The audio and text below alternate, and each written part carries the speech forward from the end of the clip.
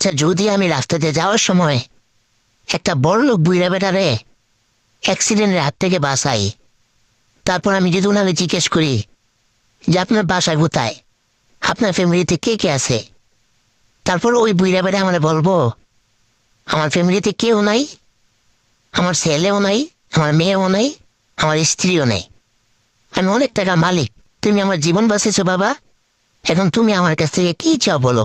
তারপর আমি ওনার বলবো আপনি খুশি আমার যা দিবেন।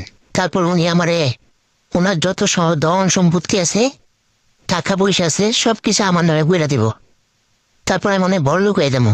আর ওই বুড়িয়া বেড়ে এত টাকাতে কি করব? টাকার দরকার আমার না। তারপর উনি আমাকে দিয়ে দিলে আমি অনেক বড় লোক হয়ে যাবো।